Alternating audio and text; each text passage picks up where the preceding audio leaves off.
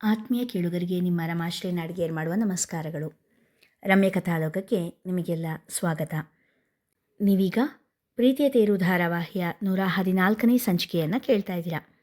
ಕಥೆ ಪ್ರಾರಂಭ ಮಾಡೋದಕ್ಕೂ ಮೊದಲು ಯಾರ್ಯಾರಿನ್ನೂ ಚಾನಲ್ನ ಸಬ್ಸ್ಕ್ರೈಬ್ ಮಾಡ್ಕೊಂಡಿಲ್ಲ ಅವರೆಲ್ಲ ದಯವಿಟ್ಟು ಚಾನಲ್ನ ಸಬ್ಸ್ಕ್ರೈಬ್ ಮಾಡ್ಕೊಳ್ಳಿ, ಕಥೆಯನ್ನು ಲೈಕ್ ಮಾಡಿ, ಶೇರ್ ಮಾಡಿ ಪ್ರೋತ್ಸಾಹಿಸಿ. ಕಾರಿನಿಂದ ಇಳಿದಾಗ ಆದ್ಯಾಳಿಗೆ ಕಳೆದ ಬಾರಿಯ ಕಹಿ ನೆನಪು ಎಷ್ಟೇ ಬೇಡವೆಂದರೂ ನುಗ್ಗಿ ಬಂದಿತ್ತು. ಮನೆಯವರೆಲ್ಲರೂ ಅಂಗಳದಲ್ಲೇ ಅವರಿಗಾಗಿ ಕಾಯುತ್ತಾ ನಿಂತಿದ್ದು ಕಂಡು ಹೃದಯ ತುಂಬಿ ಬಂದಿತ್ತು. ಆದ್ಯಾ, ಅದಿತಿಯ ವಾತ್ಸಲ್ಯದ ಕರೆ ಕೇಳಿ ಆದ್ಯಾಳ ಮನ ಅರಳಿತ್ತು. ಕಾಲುಗಳು ಸೀದಾ ಅಕ್ಕನ ಕಡೆ ನಡೆದಿತ್ತು. ಅಕ್ಕ ಎನ್ನುತ್ತಾ ಅದಿತಿಯ ತೆಕ್ಕೆ ಸೇರಿದಳು. ಕರುವೊಂದು ಹಸುವನ್ನು ಹುಡುಕಿ ಬಂದು ಮಡಿಲ ಸೇರಿದಂತಿತ್ತು ಅವರ ಮಿಲನ. ತನ್ನ ಪುಟ್ಟ ತಂಗಿ ಈಗಾಗಲೇ ಮದುವೆಗೆ ಸಿದ್ಧವಾಗಿರುವ ಹೆಣ್ಣು ಎನಿಸಿ ಅದಿತಿಯ ಕಣ್ಣುಗಳು ಖುಷಿಯಿಂದ ತುಂಬಿದ್ದವು. ಅಕ್ಕ ತಂಗಿಯರ ಒಡನಾಟ ಕಂಡವರೆಲ್ಲ ಸಂತಸದ ಕಿರುನಗೆ ಬೀರಿದ್ದರು. ಬಾರಮ್ಮ ಮದುಮಗಳೇ, ನಾವು ಎಲ್ಲ ನಿಮಗೋಸ್ಕರ ಕಾಯ್ತಾ ಇದ್ದೀವಿ. ಜಗ್ಗು ಮಾಮ ಆದ್ಯಾಳನ್ನು ಎಚ್ಚರಿಸಿದಾಗ ನಗುತ್ತಾ ತನ್ನ ತಾಯಿಯ ತವರಿನ ಕಡೆ ಹೆಜ್ಜೆ ಹಾಕಿದಳು. 2 ಹೆಜ್ಜೆ ಮುಂದೆ ಅಡಿ ಇಟ್ಟವಳಿಗೆ ಸಂಗಾತಿ ಸ್ಟೀವ್ ನೆನಪಾಗಿತ್ತು. ಅಯ್ಯೋ, ಮರ್ತೇ ಬಿಟ್ಟೆ ಎಂದು ತನ್ನ ತಲೆಗೊಂದು ಮೊಟಕಿಕೊಂಡು ಮತ್ತೆ ಕಾರಿನ ಕಡೆ ಹೆಜ್ಜೆ ಹಾಕಿದಳು. ಸಾರಿ ಸ್ಟೀವ್, ಅಕ್ಕನ ನೋಡಿದ ಕೂಡಲೇ ನೀವಿಲ್ಲೊಬ್ಬರೇ ಇರೋದು ಮರ್ತೇ ಹೋಯಿತು. ಸಾರಿ, ನಿಜವಾದ ಪಶ್ಚಾತ್ತಾಪದ ದನಿಯಲ್ಲಿ ಹೇಳಿದಳು. ಕೊನೆಗೂ ನೆನಪಾಯ್ತಲ್ಲ, ನಾನು ಕಾಯ್ತಾ ಇದ್ದೆ ಸ್ಟೀವ್ ಹೇಳಿದಾಗ ಅಲ್ಲಿದ್ದವರು, ಪರವಾಗಿಲ್ವೇ, ನಮ್ಮ ಆದ್ಯ ತನ್ನ ಹುಡುಗನಿಗೆ ಕನ್ನಡ ಚೆನ್ನಾಗೇ ಕಲಿಸಿದಾಳೆ ಎಂದು ಅಚ್ಚರಿಪಟ್ಟು ಹೇಳಿದರು. ಅಲ್ಲೇ ನಿಲ್ಲೇ ಹುಡುಗಿ, ಮದುಮಗಳಾಗಿ ಬರ್ತಿದೀಯಾ, ಒಂಚೂರು ದೃಷ್ಟಿ ಕದಲಾರ್ತಿ ಮಾಡಿಬಿಡ್ತೀವಿ ಎನ್ನುತ್ತಾ ಆದ್ಯಾಳನ್ನು ಅಂಗಳದಲ್ಲೇ ನಿಲ್ಲಿಸಿ ವಾರುಣಿ, ಲೀಲಾ ಇಬ್ಬರು ಕೆಂಪು ನೀರಿನ ಆರತಿ ಹಿಡಿದು ಬಂದರು. ಸ್ಟೀವ್ ಇವರೆಲ್ಲರ ಸಂಭ್ರಮ, ಆಚರಣೆ ಎಲ್ಲದರ ಕಡೆ ಬೆರಗಿನ ನೋಟ ಬೀರುತ್ತಿದ್ದ. ಇದು ಮೋಸ, ಬರೀ ಹುಡುಗಿಗೆ ಮಾತ್ರ ದೃಷ್ಟಿಯಾಗೋದಾ? ನಮ್ಮ ಹುಡುಗನಿಗೂ ಕೂಡ ದೃಷ್ಟಿ ನಿವಾಳಿಸ್ಬೇಕು ತಾನೇ? ಸುಹಾಸ್ನ ದನಿ ಕೇಳಿ ಹಿಂದೆ ತಿರುಗಿ ನೋಡಿದಳು ಆದ್ಯ. ಸುಹಾಸ ಸ್ಟೀವ್ ಪಕ್ಕದಲ್ಲಿ ನಿಂತು ಹೆಗಲ ಮೇಲೆ ಸ್ನೇಹದಿಂದ ಕೈ ಹಾಕಿದ್ದನು. ಪರಿಚಯವೇ ಇಲ್ಲದಿದ್ದರೂ ತನ್ನ ಹುಡುಗನೆಡೆ ಸ್ನೇಹ ಹಸ್ತ ಚಾಚಿರುವುದು ಕಂಡು ಆದ್ಯಾಳ ಮುಖದಲ್ಲಿ ನಸುನಗೆಯನ್ನು ಹರಡಿತು. ಏನಮ್ಮ ಅತ್ತೆ ಮಗಳೇ, ನಿನ್ನ ಹುಡುಗನ ಒಂಟಿಯಾಗಿಬಿಟ್ಟು ಬಂದ್ಬಿಟ್ಟಿದೆಯಲ್ಲ, ಜೊತೆಯಲ್ಲೇ ಇರಬೇಕು ತಾನೇ? ಆದ್ಯಾಳನ್ನು ರೇಗಿಸಿದ ಸುಹಾಸ. ಹಿಂದಿನ ಬಾರಿ ಬಂದಾಗ ದೇವದಾಸ್ ರೀತಿ ಮಾತನಾಡಿದ್ದ ಸುಹಾಸ ಈ ಬಾರಿ ಮೊದಲಿನ ಸಲುಗೆಯಿಂದ ಮಾತನಾಡಿದ್ದು ಆದ್ಯಾಳಿಗೆ ಖುಷಿ ಕೊಟ್ಟಿತ್ತು. ಕಳೆದು ಹೋಗಿದ್ದ ಬಾಂಧವ್ಯದ ಸವಿ ಆಸ್ವಾದಿಸಿದಳು. ಆದ್ಯ ಅವನ ಮಾತಿಗೆ ಏನೂ ಉತ್ತರ ಕೊಡದೆ ನಿಂತದ್ದು ನೋಡಿ, ಅಯ್ಯೋ ಅತ್ತೆ, ನಮಗೆ ಮೋಸ ಆಗ್ಬಿಟ್ಟಿದೆ. ಆದ್ಯ ವೇಷ ಹಾಕ್ಕೊಂಡು ಯಾರೋ ಮೌನಗೌರಿ ಬಂದುಬಿಟ್ಟಿದ್ದಾಳೆ. ನಾನು ಹೊರಟೆ. ನಾನು ಹೋಗಿ ನಮ್ಮ ಆದ್ಯನ ಹುಡ್ಕೊಂಡು ಬರ್ತೀನಿ. ಇನ್ಯಾರಾದರೂ ಬರ್ತೀರಾ ನನ್ನ ಜೊತೆಗೆ ಎಂದಾಗ, ನಿನ್ನ ಜೊತೆಯಾಗಿರಲಿ ಅಂತಾನೆ ನೇಹಾನ್ ಕಟ್ಕೊಂಡಿದೆಯಲ್ಲ, ಕರ್ಕೊಂಡು ಹೊರಡು ನಿನ್ನ ಜೋಡಿನ ಎಂದ ಜಗ್ಗು ಮಾಮ. ಬಾರದ ನಗೆ ಬರೆಸಿಕೊಂಡು ಹುಳ್ಳಗೆ ನಕ್ಕಳು ನೇಹ. ಅಯ್ಯೋ, ಟಾಪಿಕ್ ಚೇಂಜ್ ಮಾಡಬೇಡಿ ಜಗ್ಗು ಮಾಮ, ಕಳೆದು ಹೋಗಿರೋ ಆದ್ಯನ ಬಗ್ಗೆ ಮಾತಾಡಿ ಎಂದ ಸುಹಾಸ ಹಗುರಾಗಿ. ಸುಮ್ಮನೆ ಇರೋ ಸುಹಾಸ, ಕಷ್ಟಪಟ್ಟು ಗಂಭೀರವಾಗಿರೋದನ್ನು ಪ್ರಾಕ್ಟೀಸ್ ಮಾಡ್ತಾ ಇದ್ದೀನಿ, ನೀನು ಕೆಡಿಸ್ಬಿಡ್ಬೇಡ ಎಂದ ಆದ್ಯ. ಇನ್ನು ನಾಚಿಕೊಳ್ಳೋದು, ನುಲಿಯೋದು ಎಲ್ಲ ಕಲಿಬೇಕು ಎಂದಳು ಚಿಂತೆ ನಟಿಸುತ್ತಾ. ವಾ, ಅದು ಬೇರೆ ಇದೆಯಾ? ಸುಹಾಸ ಚೇಡಿಕೆ ದನಿಯಲ್ಲಿ ಕೇಳಿದಾಗ, ಹ್ಞೂ ಮತ್ತೆ, ಮದುವೆ ಆಗ್ತಾ ಇದ್ದೀನಲ್ಲ, ನಾಚ್ಕೊಳ್ಳೋದು ಬೇಡವೇ? ನೋಡು, ಫಸ್ಟ್ ಲೆಸನ್ ಕಲ್ತಿದ್ದೀನಿ ಎನ್ನುತ್ತಾ ಕಾಲಿನ ಹೆಬ್ಬೆರಳನ್ನು ನೆಲದ ಮೇಲೆ ಅತ್ತಿಂದಿತ್ತ ಅಲುಗಾಡಿಸುತ್ತಿದ್ದಳು. ಅವಳ ಮುಂದೆ ಕೈ ಮುಗಿದು ನಡುಬಗ್ಗಿಸಿ ನಿಂತ ಸುಹಾಸ, ಧನ್ಯೋಸ್ಮಿ, ಪ್ಲೀಸ್ ಕಣೆ ಆದ್ಯ, ನಾಚ್ಕೋಬೇಡ ನೀನು ಹೀಗೆ ನಾಚ್ಕೊಂಡ್ರೆ ನಾಚಿಕೆಗೂ ಕೂಡ ನಾಚಿಕೆ ಆಗುತ್ತೆ ಎಂದಾಗ ಕಾಲನ್ನು ನೆಲಕ್ಕೆ ಅಪ್ಪಳಿಸಿ, ಕತ್ತೆಗೇನು ಗೊತ್ತು ಕಸ್ತೂರಿ ಪರಿಮಳ, ನಿನಗೆ ನಾಚಿಕೆ ಪದದ ಅರ್ಥ ಗೊತ್ತಿದ್ರೆ ತಾನೇ ಎಂದು ಮೂತೆ ತಿರುವಿ ಮುಂದೆ ನಡೆದಳು. ಇವರ ಮಾತು ಕೇಳುತ್ತಿದ್ದ ಎಲ್ಲರೂ ಅವಳ ಚರ್ಯೆ ಕಂಡು ಜೋರಾಗಿ ನಗತೊಡಗಿದರು. ಸ್ವಲ್ಪ ಮುಂದೆ ಹೋಗಿದ್ದ ಆದ್ಯ ಮತ್ತೆ ಹಿಂದೆ ಬಂದು ಸುಹಾಸನ ಮುಂದೆ ನಿಂತು, ಥ್ಯಾಂಕ್ಸ್ ಸುಹಾಸ ಎಂದಳು. ಹಾಗೆಂದವಳ ಕಣ್ಣಲ್ಲಿ ನೀರನ್ನು ಕಂಡವ, ಫ್ರೆಂಡ್ಸ್ ಮಧ್ಯೆ ನೋ ಸಾರಿ ನೋ ಥ್ಯಾಂಕ್ಸ್ ಎಂದ. ಆದ್ಯ ಮುಂದೆ ಹೆಜ್ಜೆ ಇಟ್ಟೊಡನೆ ಭಾರವಾದ ನೆಟ್ಟಿಸರೊಂದು ತಂತಾನೆ ಹೊರಬಿದ್ದಿತ್ತು. ಕಣ್ಣ ಅಂಚು ಹಸಿಯಾದದ್ದು ಯಾರಿಗೂ ಕಾಣದಂತೆ ಮರೆ ಮಾಡಿದ್ದ ಸುಹಾಸ. ಒಮ್ಮುಖ ಪ್ರೀತಿಯಲ್ಲಿ ತನಗಾದ ನಿರಾಸೆಯನ್ನು ಹೃದಯದ ಮೂಲೆಯಲ್ಲಿ ಹೂತು ಹಾಕಿ ಅದರ ಮೇಲೆ ಸ್ನೇಹದ ಬಳ್ಳಿಯನ್ನು ಹಬ್ಬಿಸಿದ್ದ ಸುಹಾಸದ ಮನದ ನೋವು ಅರಿತಿದ್ದವರು ಮಂಜಣ್ಣನವರೊಬ್ಬರೇ. ಆದರೆ ಈಗ ಅವರೂ ಕೂಡ ಸುಹಾಸನ ಮನಸ್ಸಿಗೆ ನೆಮ್ಮದಿ ಕೊಡುವಂಥ ಮಾತನನ್ನು ಆಡುವಂತಿರಲಿಲ್ಲ. ನೋಡಪ್ಪ ಕಾಂತು, ಇಷ್ಟು ಕೆಲಸ ಆಗಿದೆ, ಮತ್ತು ಇನ್ನೂ ಇದಿಷ್ಟು ಕೆಲಸ ಬಾಕಿ ಇದೆ ಎನ್ನುತ್ತಾ ತಾವು ಮಾಡಿಕೊಂಡಿದ್ದ ಪಟ್ಟಿ ತೋರಿಸಿದರು ವಾಗೀಶ. ಅವರ ತಯಾರಿ ನೋಡಿ ಶ್ರೀಕಾಂತ್, ವಾರಿಜ ಅವರ ಕಣ್ಣುಗಳು ತುಂಬಿ ಬಂದಿದ್ದವು. ನನಗೆ ಏನು ಹೇಳಬೇಕೋ ಗೊತ್ತಾಗ್ತಾನೇ ಇಲ್ಲ ವಾಗೀಶ. ಥ್ಯಾಂಕ್ಸ್ ಅನ್ನೋ ಪದ ತುಂಬ ಚಿಕ್ಕದು. ಅಷ್ಟು ಹೇಳುವಷ್ಟರಲ್ಲಿಯೇ ಶ್ರೀಕಾಂತ್ ಅವರ ಗಂಟಲು ಕಟ್ಟಿತ್ತು. ಅಣ್ಣ ಎನ್ನುತ್ತಾ ವಾಗೀಶನ ಹೆಗಲಿಗೆ ಒರಗಿದರು ವಾರಿಜ.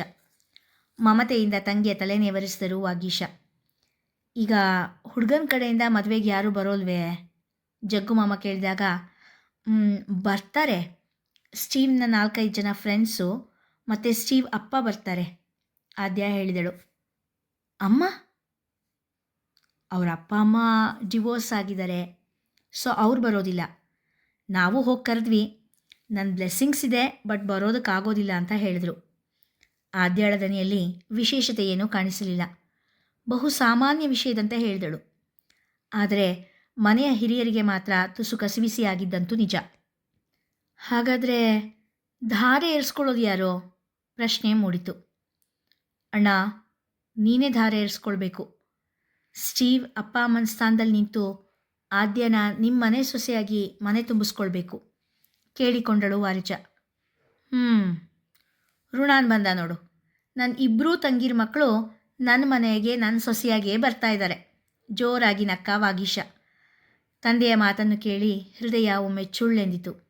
ಮತ್ತೆ ಅಲ್ಲಿ ನಿಲ್ಲಲಾಗದೆ ತೋಟದ ಕಡೆ ನಡೆದ ಸುಹಾಸ. ಅಂತೂ ಒಂಚೂರು ಕಷ್ಟ ಇಲ್ಲದೆ ಕೂತಲ್ಲೇ ಕೂತು ಬಂಗಾರದಂಥ ಹುಡುಗನ್ನ ಅಳಿಯನ್ನಾಗಿ ಮಾಡ್ಕೊಂಡ್ಬಿಟ್ಟೆ, ತಂಗಿಯನ್ನು ಛೇಡಿಸಿದಳು ವಾರಿಜ. ಏನೋ ಎಲ್ಲ ಋಣಾನ್ ಬಂದ. ವಾರುಣಿ ದನಿಯಲ್ಲಿ ದುಗುಡ ಕಾಣದಂತೆ ಮಾತನಾಡಿದಳು. ಅಳಿಯನ್ ಪಡೆಯೋ ವಿಷಯದಲ್ಲಿ ನೀವಿಬ್ಬರೂ ಭಾಳನೇ ಪುಣ್ಯ ಮಾಡಿದ್ದೀರಿ ಬಿಡು. ವಾರಿಜ, ನೀನಿಬ್ಬರು ಅಳಿಯಂದ್ರನ್ನ ನೋಡಲಿ ಎಂದ ಜಗ್ಗುಮಾಮ. ಆದಿತ್ಯ ಸ್ಟೀವ್ಗೆ ಪಂಚೆ ಉಡುವುದನ್ನು ಹೇಳಿಕೊಡುತ್ತಿದ್ದ. ಆ ಕಡೆ ನೋಡಿದ ಎಲ್ಲರೂ ಮುಗುಳು ನಕ್ಕರು. ನಿಜವೇ, ವಾರಿಜ ಪುಣ್ಯ ಮಾಡಿದಾಳೆ. ಆದಿತ್ಯ ಬಂಗಾರ. ಈ ಹುಡುಗನೂ ಎಲ್ಲರೊಟ್ಟಿಗೆ ಎಷ್ಟು ಸಹಜವಾಗಿ ಬೆರೆತುಬಿಟ್ಟ. ಮನೆ ಮಗನ ರೀತಿ ಹೊಂದ್ಕೊಂಡ್ಬಿಟ್ಟಿದ್ದಾನೆ ಎಂದರು ಲೀಲಾ. ಆದಿತ್ಯನ ಕಡೆ ನೋಡಿದ ವಾರಿಜ ತಲೆ ತಗ್ಗಿಸಿದರು. ಅವರಿಗೆ ತಾವು ಹಿಂದೆ ಮಾಡಿದ ಎಡವಟ್ಟು ನೆನಪಿಗೆ ಬಂತು. ಕುಳಿತಲ್ಲಿಂದ ಎದ್ದು ಆದಿತ್ಯನ ಬಳಿ ನಡೆದದ್ದನ್ನು ಬೇರೆ ಯಾರೂ ಹೆಚ್ಚಾಗಿ ಗಮನಿಸದೇ ಹೋದರೂ ಶ್ರೀಕಾಂತ್ ಕಡೆಗಣ್ಣಲ್ಲಿ ನೋಡುತ್ತಲೇ ಇದ್ದರು. ಸೀದಾ ಆದಿತ್ಯನ ಎದುರಿಗೆ ಹೋಗಿ ನಿಂತರು ವಾರಿಜ. ಆದಿತ್ಯ ನಗುಮೊಗದಿಂದ ಅವರ ಕಡೆ ನೋಡುತ್ತಾ, ಹೇಳಿಯತ್ತೆ, ಏನಾದರೂ ತರಬೇಕಾಗಿತ್ತ ಹೊರಗಡೆಯಿಂದ ಎಂದು ಕೇಳಿದ. ಹೊರಗಡೆಯಿಂದ ತರೋದೇನು ಬೇಡ, ನಿನ್ನಲ್ಲಿರೋದನ್ನೇ ಕೊಡು ಎಂದರು ತಲೆ ತಗ್ಗಿಸಿ. ಸರಿಯತೆ, ಏನು ಬೇಕು ಹೇಳಿ ಎಂದವನ ಮನದಲ್ಲಿ ಬರೀ ಮದುವೆ ಕೆಲಸಗಳದ್ದೇ ಗುಂಗು. ಕ್ಷಮೆ ಕ್ಷಮೆ ಬೇಕಿತ್ತಾದಿ ಎನ್ನುತ್ತಾ ಕಾಲು ಮುಟ್ಟಲು ಬಾಗಿದಾಗ ಆದಿತ್ಯ ಬೆಚ್ಚಿ ಹಿಂದೆ ಸರಿದ. ಇದೇನತೆ ಹೀಗೆ ಮಾಡ್ತಾ ಇದ್ದೀರಾ? ಛೆ ಬೇಸರದಲ್ಲಿ ನುಡಿದ. ನಾನು ನಿನಗೆ ತುಂಬ ಅವಮಾನ ಆಗೋ ಹಾಗೆ ಮಾಡಿಬಿಟ್ಟೆ ಆದಿ. ನಿಜ ಹೇಳಬೇಕು ಅಂದರೆ ನೀನು ಎದುರಿಗೆ ನಿಂತು ಮಾತಾಡೋದಕ್ಕೂ ನನಗೆ ಯೋಗ್ಯತೆ ಇಲ್ಲ ಅನಿಸ್ತಿದೆ ಎಂದವರ ಕಣ್ಣಲ್ಲಿ ಜಲಧಾರೆ. ಅದೇ ಪ್ಲೀಸ್ ಅಳಬೇಡಿ, ಅಳೋಂಥದ್ದೇನಾಗಿಲ್ಲ. ಹಿಂದೆ ನಡೆದ ಕಹಿಯಲ್ಲಿ ನಾನು ಮರ್ತು ಬಿಡೋಣ, ಮುಂದಿರೋ ಖುಷಿನ ಅನುಭವಿಸೋಣ. ಅದು ಅಲ್ಲದೆ ತಾಯಿ ಯಾವತ್ತಾದರೂ ಮಗನ ಕೆಟ್ಟದಕ್ಕೆ ಹೇಳ್ತಾಳಾ?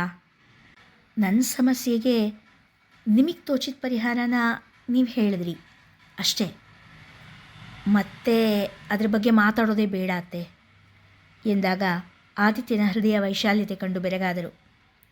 ಮತ್ತೆ ವಿಷಯವನ್ನು ಬೆಳೆಸದೆ, ಅತ್ತೆ ಅದಿತಿ ಯಾಕೋ ಕರೆದಾಗಾಯಿತು ಎನ್ನುತ್ತಾ ಅಲ್ಲಿಂದ ಜಾಗ ಖಾಲಿ ಮಾಡಿದ್ದ ಆದಿ. ಕೆರೆಯಲ್ಲಿ ಅರಳಿದ್ದ ತಾವರೆ ಹೂವುಗಳನ್ನೇ ನೋಡುತ್ತಾ ಕಾಲನ್ನು ನೀರಲ್ಲಿ ಇಳಿಬಿಟ್ಟು ಕುಳಿತಿದ್ದ Suhasa. Suhasa, are you okay ಎನ್ನುತ್ತಾ ಅವನ ಪಕ್ಕದಲ್ಲೇ ಬಂದು ಕುಳಿತಳು ನೇಹ. ನೀನು ಇಲ್ಲಿಗೆ ಯಾಕೆ ಬಂದೆ? ಸಿಡುಕಿನ ದನಿಯಲ್ಲಿ ಕೇಳಿದ. ಯಾಕೋ ಬೇಜಾರಾಯಿತು ಕಣೋ, ಅದಕ್ಕೆ ಬಂದೆ ಎಂದಳು ಸಣ್ಣ ದನಿಯಲ್ಲಿ. ಅಮ್ಮ ಅತ್ತೆ ಏನಾದರೂ ಹೇಳಿದ್ರಾ? ಕಳೆದ ದಿನಗಳಲ್ಲಿ ಲೀಲಾ, ವಾರುಣಿ ಇಬ್ಬರು ನೇಹಾಳನ್ನು ನಿರ್ಲಕ್ಷಿಸಿ ಬೇಕಂತಲೇ ನೋವು ಮಾಡುತ್ತಿದ್ದುದನ್ನು ನೆನೆದು ಕೇಳಿದ ಸುಹಾಸ. ತಪ್ಪು ಮಾಡಿದ್ಮೇಲೆ ಶಿಕ್ಷೆ ಅನುಭವಿಸ್ಲೇಬೇಕಲ್ವಾ ಎಂದವಳ ಕಣ್ಣಲ್ಲಿ ಸಣ್ಣ ತುಂತುರು. ನೋಡು, ಅವ್ರು ಏನೇ ಹೇಳಿದ್ರೂ ಮನಸ್ಸಿಗೆ ಹಚ್ಕೋಬೇಡ. ದೊಡ್ಡೋರು ಒಂದು ಮಾತು ಬೈತಾರೆ, ಅವ್ರಿಗೂ ನೋವಾಗಿದೆ ಅಲ್ವಾ, ನೀನು ಬೇಜಾರು ಮಾಡ್ಕೊಳ್ಬೇಡ ಎಂದವನಿಗೆ ಹಿಂದೊಮ್ಮೆ ನೇಹಾ ಬಾವಿಗೆ ಹಾರಿದ್ದು ನೆನಪಾಗಿತ್ತು. ಆದರೆ ನಿನಗೆ ದುಃಖ ಆಗ್ತಾ ಇದೆಯಾ? ಆದ್ಯ ಇಲ್ಲಿ ಹೀಗೆ ಮದುವೆ ಆಗ್ತಿರೋದು.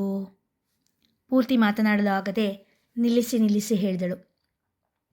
ಸುಹಾಸ ಏನೂ ಮಾತನಾಡದೆ ಕೆರೆಯಲ್ಲಿದ್ದ ಹೂವಿನ ಕಡೆ ದೃಷ್ಟಿ ಇಟ್ಟ. ನೇಹಾ ಕೂಡ ಮುಂದೆ ಏನೂ ಮಾತನಾಡದೆ ಅವನ ಪಕ್ಕದಲ್ಲೇ ಕುಳಿತಳು. ಸುಹಾಸನಿಗೆ ಒಂದೆರಡು ಸಮಾಧಾನದ ಮಾತು ಹೇಳಲು ಬಂದಿದ್ದ ಮಂಜಣ್ಣ ಇಬ್ಬರನ್ನು ಆ ರೀತಿ ನೋಡಿ ನೆಮ್ಮದಿಯ ನಿಟ್ಟುಸಿರು ಬಿಟ್ಟರು. ಇಲ್ಲಿಗೆ ಇಂದಿನ ಸಂಚಿಕೆ ಮುಗಿಯಿತು. ಮುಂದಿನ ಕತೆ ಮುಂದಿನ ಸಂಚಿಕೆಯಲ್ಲಿ. ಕತೆ ಇಷ್ಟವಾಗಿದ್ದರೆ ಕತೆಯನ್ನು ಲೈಕ್ ಮಾಡಿ, ಹೆಚ್ಚು ಜನರಿಗೆ ಶೇರ್ ಮಾಡಿ, ಹಾಗೆ ಕಮೆಂಟ್ ಸೆಕ್ಷನಲ್ಲಿ ನಿಮ್ಮ ಅಭಿಪ್ರಾಯ ತಿಳಿಸಿ ಪ್ರೋತ್ಸಾಹಿಸಿ.